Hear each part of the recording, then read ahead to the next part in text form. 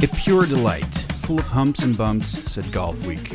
A top 100 course in North America and featured in many international lists of top golf courses. Today we're talking about the Kingsley Club. It's a private golf course in Michigan designed by Mike DeVries. And a very good virtual rendition of this course recently became available in PGA Tour 2K21. And today we're talking to both the actual designer and the virtual designer, Mike DeVries and Craig LeVasseur. Thanks for joining me in this special live stream. And this is the first time I'm going to see this. Hello, besides, guys. Like a couple of screenshots. Welcome on in. Daniel. Thanks for joining me in the special live stream. Mike, before we start talking about the Kingsley Club, you are in Tasmania right now. You're working on a new course called 7 Mile Beach in collaboration with Mike Clayton. How are things shaping up down there? Really good. Yeah, we're only really a couple months into the project of actually building. So the site was there were a bunch of basically weed pines that were on the golf course, and those have been cut down, and so there's a bunch of burn piles on the site, and we're taking care of those when we can, and we're shaping up holes, and it's an amazing site. So it's pure sand on dunes on the ocean. Hobart's an amazing town, really phenomenal, and really it's a great opportunity, and we've got a fantastic owner client in Matt Goggin, the former PGA pro who grew up in Hobart, and he'd always seen this property as a kid, just goofing around on the dunes and things like that. And Royal Hobart, which is a really good golf course here in town, is not very far away on the other side of the airport. The airport's literally 10 minutes away from us. Okay. Just a 3 miles, 4 miles away, and that's on really flat land though. And so he grew up playing at Royal Hobart, and his buddies would come over and see these dunes, and they'd be like, why are we why are we playing on something like this flat? and so it's this is sort of 25 years in the making of something to really be super cool, great golf. Yeah. So we're looking at right some in his pictures backyard. on Twitter right now, and I said to you just a minute ago, you can actually see a little bit where some of the fairways and green sites will probably go, but it's still a lot of dust you're looking at, right? Yeah, definitely. So yeah, you can see the plane corridor there. That the photo that's up right now. We're behind the 13th green, sort of looking towards the tee from above. That's a early morning shot, and that's a short par 4. Really, really cool hole that you can see the shadow off the back, so it drops off the back of the green, and it's a pretty large green, and the big boys can try and drive it, and then hopefully they make double bogey and smart guy makes birdie. Oh, you're mean. Greg, well, sometimes you have to be. Craig, the reason we are having this conversation is your great work in translating the Kingsley Club in Michigan to a virtual course for the game that we all love to play so much. We also know you for your digital rendition of that Georgia course we can't legally say the name of. Anything new brewing right now, Craig? You mean in terms of that course that we can't discuss, or just in general? Just in general, or well, if you have another version of that course we can't discuss coming up, then tell us. Oh no, I was wondering if you were asking if it had been removed from the game again yet, but no, it hasn't. But no, currently I'm working on, like Kingsley Club, I kind of started focusing on more of the courses in my area in Michigan. So I've done some work on a Colt Allison course in the area here called the Orchard Lake Country Club.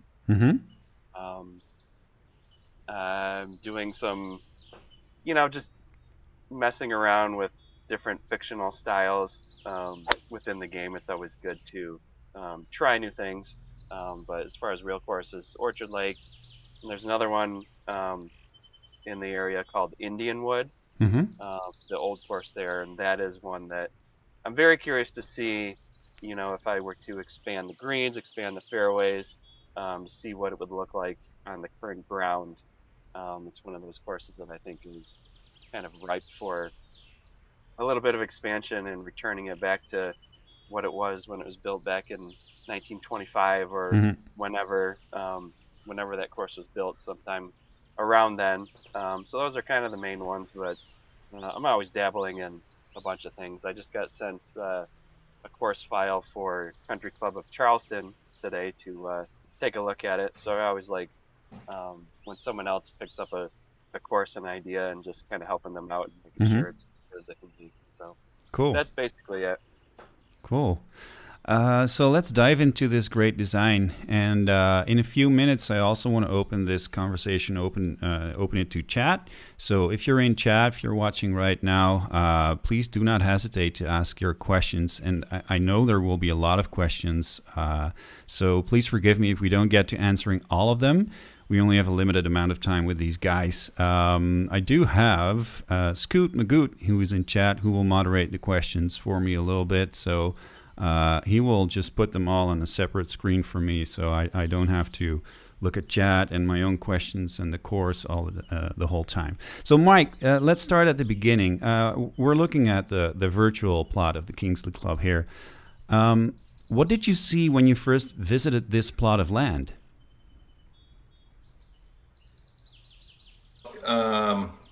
Yeah, this is, I don't play the game or anything, so this is the first time I've seen it. Besides a couple of screenshots on the Twitter feed and whatever. Mm-hmm. So when I first visited there, the whole thing had been forested. The majority of the golf course had been forested about 15 years before we had done, and they just left regrowth. So it was covered in basically dense scrub. And you really couldn't see much of anything, with the exception of as you're scanning there towards what we call the South 40, holes 2 through 6, there was some open area in there. That big bowl right in the center of the screen, that's between holes 2, 4, and 6, was actually kind of a bit more open. It was kind of like briars and things like that. So you could get a sense of some of the scale of the property. There were some trails cut through it. But really, in places it was impenetrable. I mean, you couldn't see more than 5 feet in front of you. Mm-hmm. So we rely on topo maps and trying to get to know the ground and stuff like that. And it took a while for me to develop a routing. There were certain things that you could do, and there's a lot of great holes in a lot of areas. And that didn't make the final cut, but. It's an amazing piece of ground, and the superintendent Dan Lucas keeps it fescue really tight and firm, and so it plays as fast as anything in the States, really. So you mentioned the South 40. I was going to ask you about that later, but since we're here already, I heard you say before in an interview that there was one very good par 5 here, and you could either have made that one or made 2 through 6. So where was that par 5 hole that you saw? Yeah, so the green would have been kind of where 6T is. So as you're looking at this, yeah, the green would have been there, and the tee was going to be actually back by that tree line on the middle of the third hole. Okay. And you came across essentially the fourth, second. So this is 2 here. That's the par 3. Tees. That's 5. That's 5. That's 5.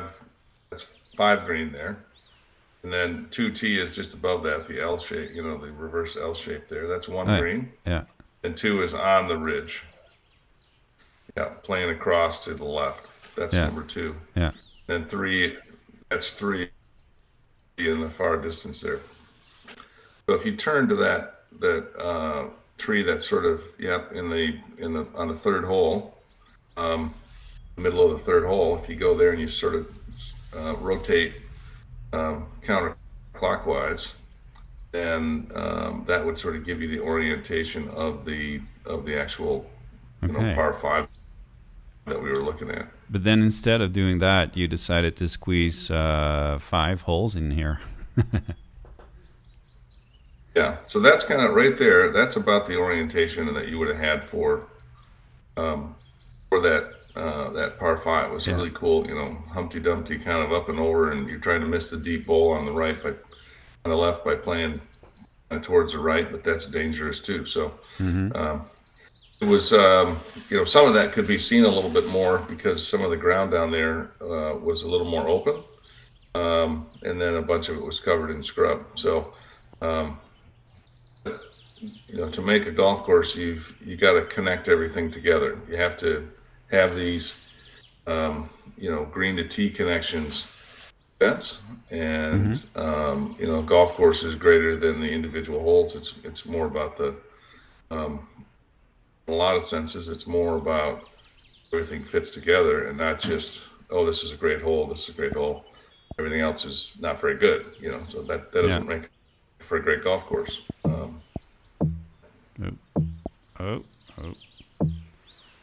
There's just a little bug in the game. Let me just fix that for a second.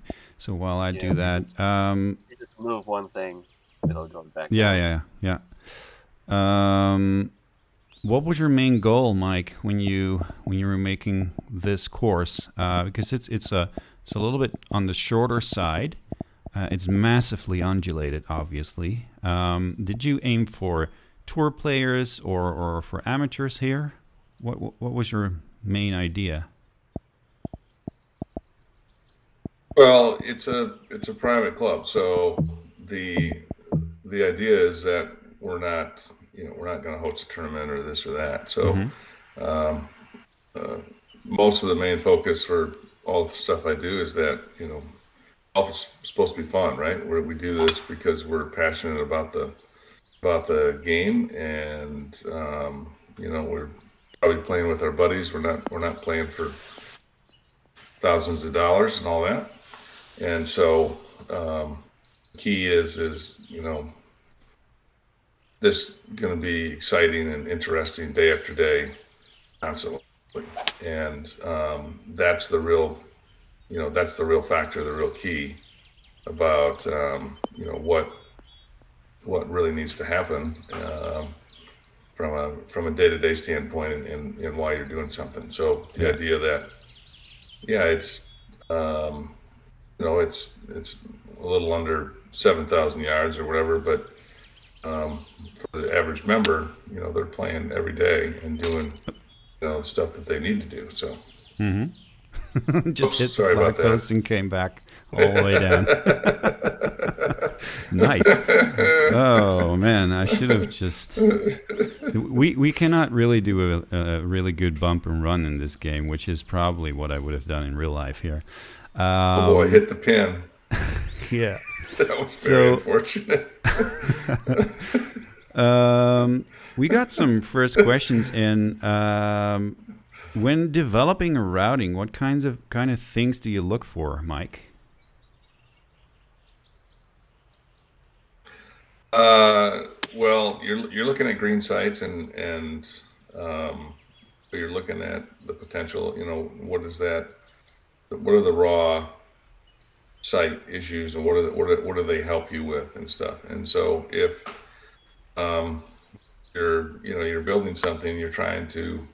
It's what I call reactionary architecture. You're trying to react to what that site has and what's unique about that site. So we have the ability to manipulate and do things with heavy equipment in a lot of different factions. But what would really be better and more interesting is, hey, can we create a golf course that is specific to that site and really provides variety and options and stuff that is unique to that place and makes for interesting golf, etc. Yeah. So I'm responding kind of to what the site has and trying to figure out how, like for instance, you had sort of had this tiered sort of amphitheater. First green, second green is on a little ridge plateau, short par three. So it's very challenging, little spine that you're trying to hit. As some of the members like to say, that's the shortest par five at Kingsley. And then three and four are really, really large, putting surfaces, and that's just because that's what they sort of, presented. And so, those things are things that you try and do and try and create and set up. Yeah. So, Craig, how did you conceive the idea to recreate this course in the game? Well, I played this course probably 6, 7, 8 years ago, somewhere in that range. I was lucky enough to meet a member in Chicago. We were doing some work at Canal Shores in Chicago, just cleaning up some of the plantings and stuff that was growing around the edges of the course. So he got me on. I went out, in the morning, took a caddy. It was just the two of us. There weren't many people on the course, and we must have got around in 2.5 hours at the most. And it was amazing. It was, it's just one of those rounds that you'll never forget. It was, probably the best course I've ever played. And for a while, in the game, I like to design courses that I feel like I may never get to play in real life. But once I kind of started learning about, I started doing projects that included LiDAR data. And Michigan has, really good data available. Just about any course that you're interested in doing, you should be able to find data. So once I knew that was available, it kind of became one of those things where, I do hope to get up and play Kingsley in real life, as many times as possible. But if I can recreate it digitally, I can play it whenever I want. I can share it with people who may never get up to the area. Ooh, nice shot. And who knows? The club was just sold. And there's new ownership. So, who knows what's going to happen in the future, but at least it kind of cements this version of the course for posterity. Yeah. So it's just something to kind of keep it digitally preserved. So exactly. There's a lot of factors. Yeah, because golf courses evolve over time. Obviously, not only when they change ownership, but also, trees grow larger. Nature changes things. Is that something that you design for, Mike, or is that something that you actually worry about a little bit? Like, what will the course look like in 40, 50 years? Yeah, well, you certainly do. That's always a consideration. So, and we really didn't have, premier, specimens on this site because it had been clear cut 15 years before, and that operation had left kind of a mess. So, hence there weren't really trees that were of value.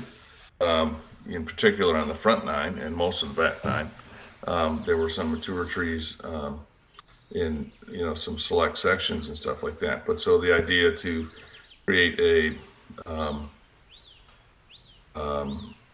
golf course that was wide open, and we got great soils there, and so unbelievable opportunity to create really, really good playing conditions and use fescue turf because of our climate and stuff there. That was really, really helpful. And so, but when you're looking at a project, you're always thinking about that. Okay, what's that going to be like in 20, 40, 50 years, and how do we make that work so that that's not in the way? And there are plenty of examples of clubs that had beautiful elm trees on their property, and then the Dutch elm disease came through in the 70s and wiped out a lot of those trees, and people started planting trees willy-nilly, and we lost all these trees. And they ended up planting trees way too close to the fairways, and what are we trying to do now? We're trying to take those trees out and Yeah. some sense of the corridor back and stuff in a lot of golf courses. So, um, but it's, a golf course is a living, breathing thing, and it's constantly changing, whether that's the mowing patterns, because, you have different guys mowing grass from day to day, year to year.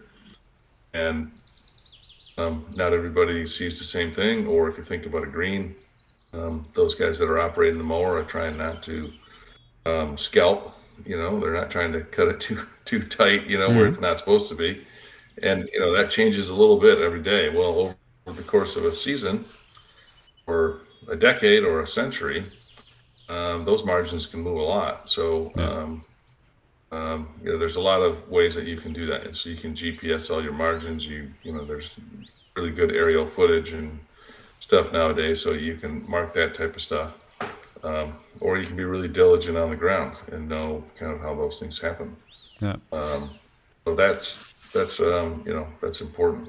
So a question from chat, Bob asks, how much does routing affect budget, and are budgets flexible during construction? Well, your routing can certainly affect your budget a lot. I mean, if you're designing a golf course and it's, carts only, and if you're going through development, you obviously have a lot more infrastructure that's going in just to get people from point A to point B throughout the round. So the more you stretch out, the more pipe you put into the ground, the more cart paths or infrastructure you have, the bigger your budget is. So so it does affect a lot. If you have bad soils, you have to modify soil. So those types of things are really good. In the case of Kingsley, we have really good glacial till soils. It's probably the best soil I've ever worked with regards to playing conditions, growth quality, and stuff like that, and drainage. Drainage is a big factor. So if you have sand like we do here at 7 Mile Beach, not really worried about drainage, which is great. Yeah. So because that's pipe under the ground that has to be put in and has to be maintained and has to be done properly. Yeah. Budget's flexible during construction. Everything takes time, and time is money, right? So more complicated certain things are, the more time that's going to take, the more expensive that's going to be. Yeah. So we're looking at hole 9 right now, and this is probably one of the hardest par 3 holes that I've played in this game. There's a few questions that I'd like to ask. One is from chat, actually, and that is, let's see, where is it? W. Zeitz asks, Craig, how did you find such realistic pin locations? And I'm just going to show, so everyone who plays this game will know how difficult this green is in the game. This would be, like, if this was an original design by one of the designers in this game, creating a virtual golf course, this would be a little bit of a controversial green. Craig, do you want to tell us something about that? Well, as far as the pins go, that question is from William. William is a member there, and he provided those pin locations, so he knows exactly where they are and how they play. Okay. But I do think you're right in that the design standards for a quote-unquote fictional course in the game are different than a real course. This green would be deemed unfair if it were fictional, but all the rules get thrown out when it's real life, because it's just one of those unwritten things where if it's real, then okay, then I guess we're good with it. Yeah. But it's quite playable, I find, and then the pins are set up so that you're playing the hard ones from a short tee or from from the south tee. Yeah. Yeah, because that's another thing, and a really cool feature of this hole is that we can see here how the different tees are far away from each other. And I see that a lot on this course, Mike, is that you use the tees Not as much. Well, also, but you use the tees to create different angles for instance, this hole, instead of moving them necessarily much closer or further away. Can you explain when you saw this little? It's not a postage stamp, but when you saw this green site, did you instantly see this as a green, or did you think twice about it? No, yeah, this was kind of sighted up there, pretty early, and actually, it's the first green I built during the project. Um, you pan up there like you were before, looking at the tees and stuff like that. You can see that um, there are tees that are from a south orientation. That's the south orientation we're looking at right there, and then there's the tees from the west side that come from the left there, and all of those spots just kind of exist. So that on the right side of the screen there, as you're looking at it, those three tees are on this ridge formation, and that continues along and goes into the tees for the first hole, sort of. And so, we were blessed with this really unique sort of landform, and the idea was just to, knock that off and make a flat spot that we can hit a golf shot from. And we had this opportunity to do that with regards to the West Tee orientation also. Mm-hmm. And so, being right in front of the clubhouse, and a place where members come, and they a lot of times they're up for a weekend. They're not there every day, so they're playing 36 holes a day, maybe more. And in the morning they'll go out, they'll play the West Tee, and then in the afternoon they might go out and they might play the South Tees. So it gives some variety and differentiation to what you can play, which is really cool. And it also gives the overall concept, compilation of the golf course. You have the tees from the south, the view that you're looking at right now. That's the only par three that plays south to north on the course. So from a overall course standpoint, variety and things like that, that adds to the overall effect, etc. Yeah. Good job on the pin locations, by the way, Bill. Hey, Mike, I got a quick question for you. So when I played coming down the 14th hole, I hit probably one of my better drives of my life, a nice little fade down the fairway. And when you come around that corner, just the time of year it was, that kind of surrounding hillside around the 14th green and 15th tee was covered in those purple, I don't know, are they wildflowers or what they are. Um, but when trying to do the planting for this course, I had a couple hundred photos from Lucas, who's down there with you at 7 Mile. Yeah. And that was something I really tried to capture. That was one of the things that really stuck out to me while playing, is kind of the wild, natural plantings and things that exist there. Is that something that you are a part of during, during the building of the course, or is that more of a superintendent thing over the course of the course growing in, I guess? Yeah. So no, I'm heavily involved in that. Actually, that's a great interest to me. I did my master's work on the native, restoration, maintenance, integration of native roughs, in regards to Crystal Downs, where I grew up, but that's applicable here and other places. So all of those, the varieties that you see, at the golf course there, from little blue stem grass to a dozen forbs, slash wildflowers. Um, those things were, intentionally planted, and in certain cases, and what you're referring to is lupin, most likely, which blooms at, sort of the early part of the season. And it's really taken off in a couple areas, 14 being one of them. It's a short blue flower. It has these palmately complex leaves that are really, really distinctive. So you can kind of see that there. Yeah, and I think you represented that, really, really well, actually. I think that's accurate. Yeah, it's a really cool look, actually. It's one of the things that stood out to me instantly when I played this course. That really gives it a different style from other courses, I think. So Bob asks to Mike, I think, are courses designed with prevailing winds in mind?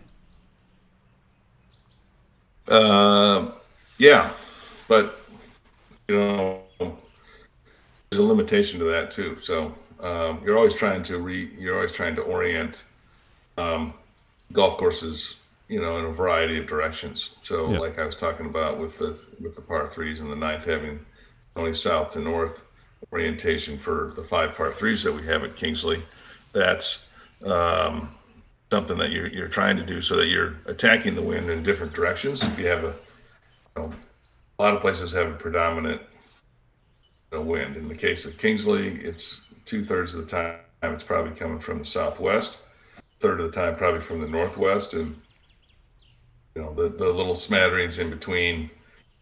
Sometimes that's shifting from southwest to northwest, so you get a little bit of a west wind during that transition. But a lot of times it'll happen in the same day. It'll be one direction earlier in the day, and then it'll switch around in the afternoon. Yeah. And seasonally, obviously, things change. If it's coming from the east at Kingsley, you probably need to take cover because that means it's a big storm coming back around at you. So that's a kind of really unusual situation. But you're constantly trying to think about that, how that affects that. But the real deal is you got to get the golf course holes and the orientation and sort of the sequencing. You got to get that correct, and those other parts of the puzzle will sort of find themselves and get into place pretty easily. So Greg, how long roughly? The question there was a question too. Right. Oh, go ahead. There's a question from Pat about green sites and stuff. What persisted from the first visit. So the first visit, I mean, a lot of stuff I couldn't see at all. So that's kind of an evolution. And this is 20, 25 minutes from my house. So there were a lot of visits. I was basically, on site almost every day for 2 years. So in some form or another. So things that sort of stood out or were evident, the fourth green was a little bit more open and it was this cool double punch bowl. And so that ended up being something that, ended up being the fourth green. And we knew it was kind of a neat spot, but I didn't know it was going to be in that orientation for the fourth hole or whatever at that point. So, and I think, those types of things, you identify lots of cool potential spots, and I'm trying to think, how they might, but a lot of it was covered with brush, so it was pretty hard to tell. I can imagine. You said you were there for 2 years every day, more or less. Craig, pretty close, yeah. We built the front 9 in one season, and then the second 9 in another season, because the center of the property was owned by the state, and we were transferring that, but it took a while to do that. Yeah. So there was a few portions of the course. In fact, what you're looking at right now, the 17th, was on that state property in the middle. So Craig, it probably didn't take you 2 years to create the virtual one, right? No, not 2 years. It's hard. People do ask me how long it takes, and it's kind of hard to keep track. I think I started last summer, kind of in the middle of the summer, is when I really. I mean, I've had this file for a long time after importing the elevation data, but last summer is when I really started, and I'd get probably a good 1 or 2 months of work on it. And then my job is related to basketball, so basketball season started to ramp up, and I did not have any chance to work on it during the fall and early winter. So then I picked it back up, probably in like early January maybe. Yeah. Really, really went to town on the planting and stuff, and that took probably another month until I was able to get it released. But a project can take 5 or 6 months total.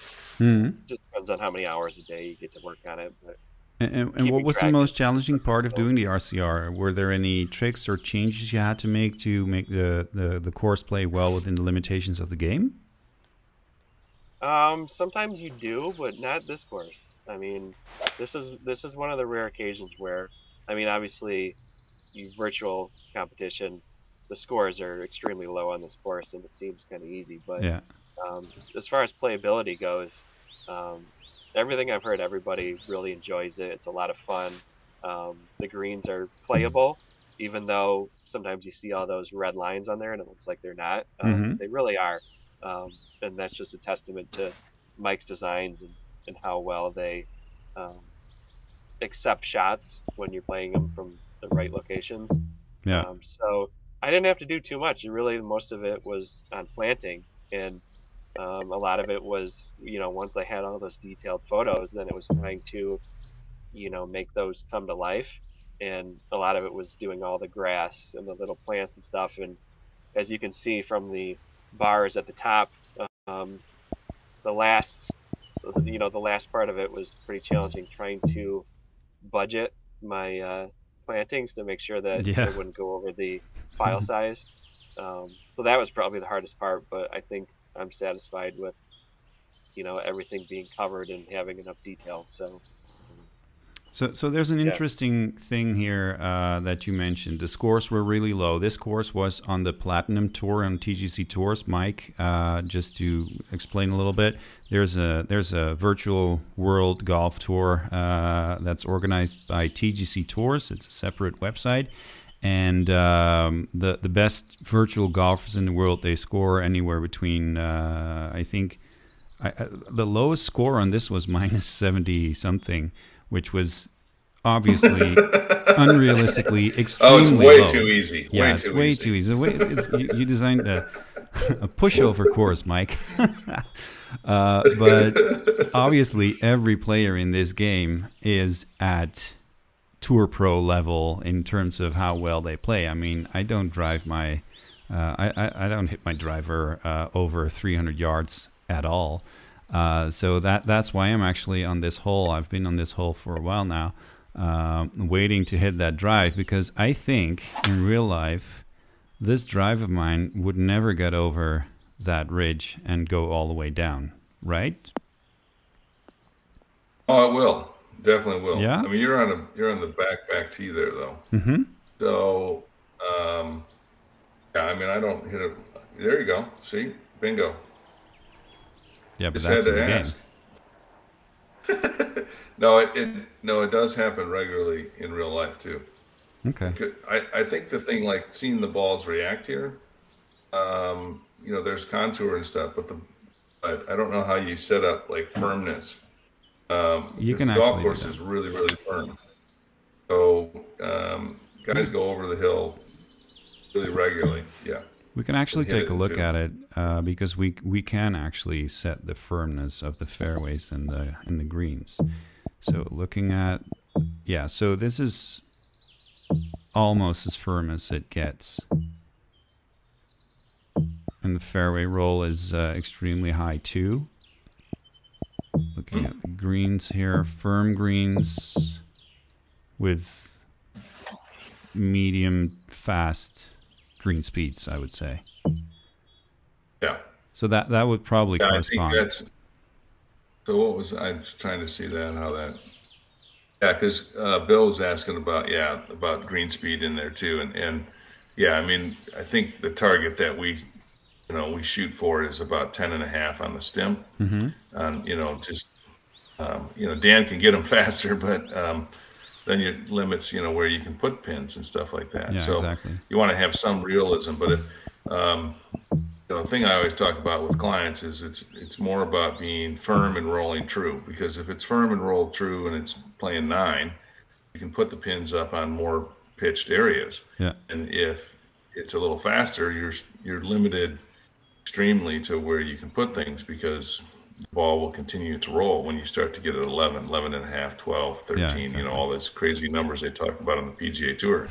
You don't see many tour events where the ball moves at all. I mean, because they're playing them faster and they're flat greens. Hmm. So that's one of the things, with regards to the earlier question about, what are you designing for? Or designing for something that's fun, that people are going to play every day or for a long period of time, multiple times, because it's a member course, and they need to have interest in variety. And Yeah. so by doing that, um, that really makes a big difference on what you can do. So, um, And that's why you have all the you know, humps and bumps that Golf Week was talking about. yeah, exactly, exactly. So, So um, let me let's see. Let's take a look at chat. So when in for Mike, this question is: when in the process design do you go to the computer for the design? Is there a long period that the design process is drawing on paper? well, I'm old school, so I draw everything by hand. Um, I don't do CAD work and stuff like that. And I'm 58, so I'm too old to really learn all that stuff and devote time to it. A lot of the design happens for me in the field too, because um, when we have a really good piece of ground, like we do at Kingsley, or like I'm working on at 7 Mile Beach here, we have land that, there's LiDAR and GPS and all these things. I mean, there's a lot of incredible tools and information that's out there, but there's a lot of stuff that gets missed, and you really only see that when you're looking at it in 3D. And I'm really good at reading squiggly lines, but that doesn't necessarily translate into getting to 100% on what you really want something to be. Mm-hmm. So you've got to be there in the field and do that. And I do that getting on a bulldozer and actually building bunkers and greens and doing all that kind of stuff. And plus, it's also fun. Yeah, I can imagine. So, Mike, is there anything technology-wise since you built Kingsley? Um, any like advanced or new technology that you do use that you didn't use back when you built Kingsley? um, well, there are possibilities for that. I'm not necessarily doing that. I mean, because you can set up, um, things on GPS, and have things, you know, plugged into a dozer, and do grading and things like that way. I guess my process is a bit, probably different than other people with regards to that, because I'm not trying to just dictate, how we design something. And like I said, I'm trying to react to what's unique about a site, and bring that into the golf course. So um, I think we're utilizing that technology in a lot of ways, trying to do that. So even with your phone, you can track where you are in the field. You have a satellite imagery that is really helpful. So that can get, when you're walking a raw site and you're in the middle of the woods, or a dense area, and you have oh, this is kind of cool, and that sort of sets up where you can utilize that information when you're looking back at a map, or guys that are using GPS and stuff like that. They can do stuff with regards to that.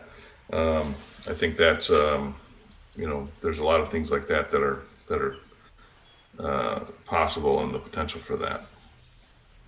Yeah, it looks like Lucas, from what I can see in his 7 Mile content, is pretty good with the drone. Does that help you? Does using a drone help you get a better sense of the plot at all before you start? Like maybe some places that you can't reach on foot.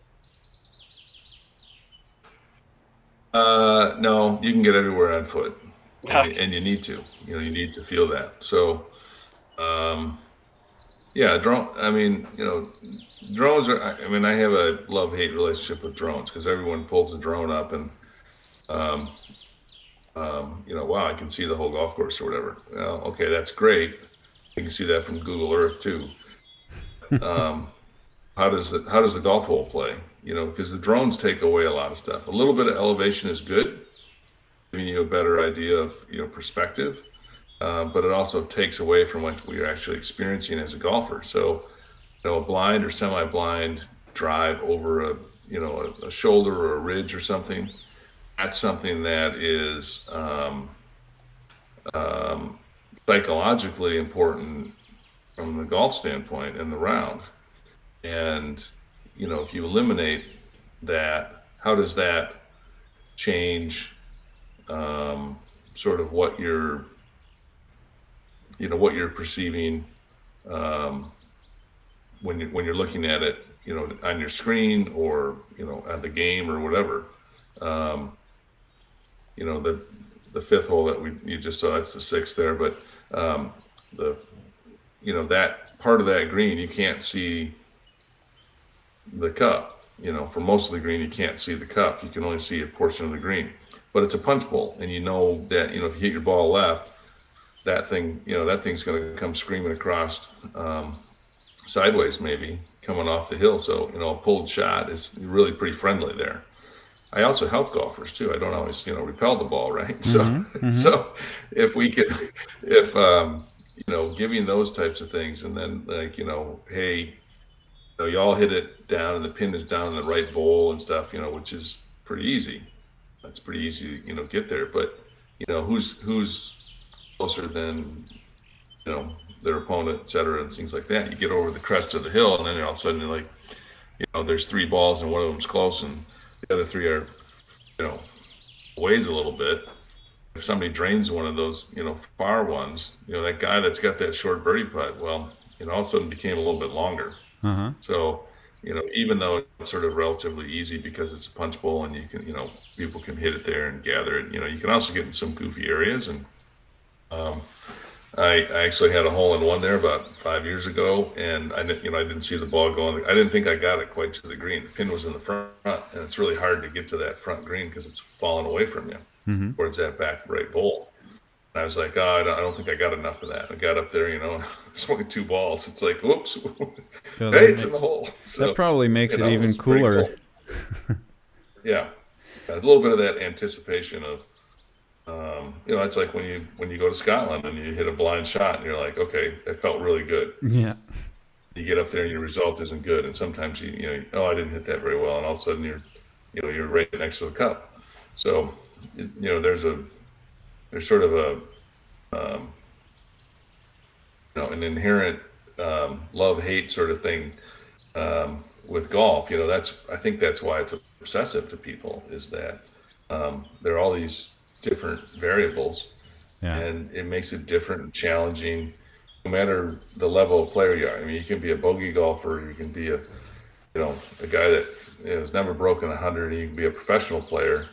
And every time you play, you're trying to hit shots or do things that are different and fun and hard and interesting.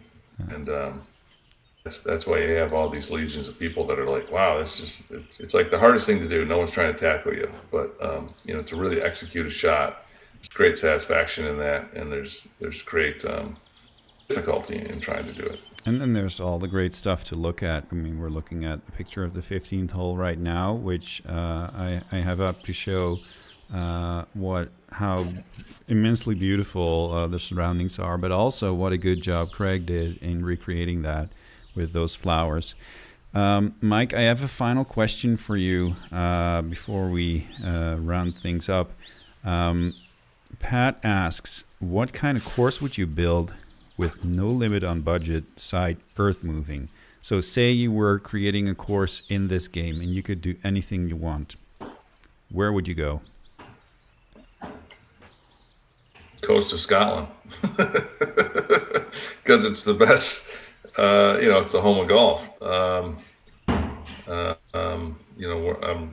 real fortunate here because 7 Mile Beach is that sort of thing. It's not an unlimited budget, you don't need an unlimited budget because it's pure sand, and we've got great undulations and all of that type of stuff. So yeah, it's interesting question. But I guess it's sort of like every place is so unique. And that's the types of things that the types of places you want to be. You want to see these things. How can we create golf there? And it's got all the humps and bumps and, little bits and pieces that are really cool. And, when you're looking at water, it's always, it's better. It's just, that's kind of the original game, and it brings in the factor of, more elements and wind and stuff like that, because you always have a bit of a breeze. Kingsley's fortunate that's not on the water, but we're 12, 15 miles from Lake Michigan, and it's at a higher elevation sort of than the surrounding terrain. So the wind blows here quite a bit, and so that element of the atmosphere ends up being something that's really prevalent there, and helps to lend to that sort of ability. Mm-hmm. Yeah. Craig, you do a lot of RCRs, so real life, real course recreations. Don't you just want to go and try something crazy yourself? Well, the LiDAR data is something that sort of makes that possible without having to actually go out in the field and do it. Mm-hmm. I've pulled a few pieces of property around Ann Arbor here, and have been trying my hand at putting some holes on it. But talking to Mike, about his travel schedule and stuff like that, that is something that is a very big part of I know that is a big part of designing real world courses, and it's something that doesn't quite fit my lifestyle to small children at the moment. So I don't think I'll be doing that anytime soon. So much like building courses that I feel like I may never get to play, was something that interested me in the game. So is just taking a piece of property that I drive by a couple times a week and throwing a course down on that, and not having to worry about buying the land or Sure. permits Yeah. or travel or anything like that. So this satisfies a lot of my desires, and I don't need to actually go out and travel and get in the field to do it. I'll leave that to Mike, and I'll leave all the good sites to him. So, Mike, final question. final Thanks. question. Do you think? No, let's put it another way. There's a lot of aspiring golf designers here in chat, and I know a lot of people will watch this video later. Do you have like a tip, like a basic tip, even though it's virtual design, so it's not for actual golf, and all the players are pro players in this game?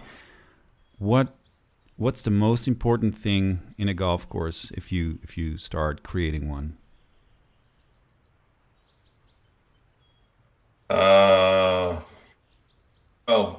Variety and terrain is important. You can't have, I mean, when you have a mountain, it's a lot of terrain, but it's maybe not the right terrain. So it's the variability of terrain, I guess, probably. And that's why, all the courses in, the British Isles and the links, pure links golf courses are so interesting, because, they're always, sometimes there's bigger sand hills, and you think about County Down or something versus St. Andrews, which is flat, but it's constantly moving. So all of those things have a lot of variety as far as how you, move about, get about into, what's the shot required, et cetera, et cetera. And that stuff really makes a big difference. So trying to find a piece of property that, has some of that inherently in it will lend itself to different types of shots and holes and variety, if you can, versus a flat piece of property. That being said, that's the interesting thing about what I get to do, is that every piece of property is different, whether it's a flatter site, a hillier site or something, you have to find what's the essence of that property, and you need to take that and turn that into, what's golf. So, with the technology that you have nowadays, you could duplicate or replicate, a hole from a famous golf course, and that might be, that might be kind of cool because nobody can get to that course because maybe it's really exclusive or whatever. But that's not necessarily what I want to do. I want to create something new, and how do those 18 holes fit together and make for really interesting, fun golf? And that's I'm lucky I get to do what I love and what I've been doing for a long time, and what I grew up doing. And so that I'm just fortunate in that. And this is, I can see the passion that Craig and others put into this.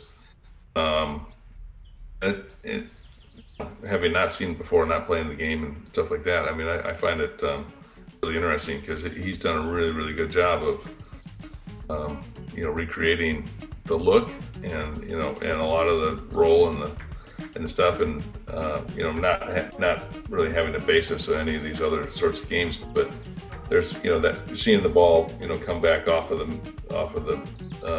front of the green on number one when you chip it up. That happens. So it's fairly realistic. I think. Yeah, it's a really good job. It is actually. That is it for today, people. Time is up. Mike and Greg, I want to thank you for sharing your knowledge and your skills with the community. It was great talking to you. So thanks for being here. Yeah, thank you, Mike. Hey, fun. Really appreciate it, Mike. And fun fact, as far as I know, you're the second designer to view one of their courses digitally in an interview. A couple years ago, Rob Collins was on watching his Sweetens Cove he played that a couple guys built. So hopefully we can get more, and you guys are setting a cool trend. We should see. Yeah, it's cool. We should see if we can get Tom Doak on the next episode. Good luck. Thanks. I'll try. That's what I did with Mike. To you all in chat, thanks for watching. For those of you watching on YouTube, if you like what you saw, please like the video and subscribe to this channel. We will be back with another video soon, and who knows, maybe with Tom Doak. See you all later. Bye now.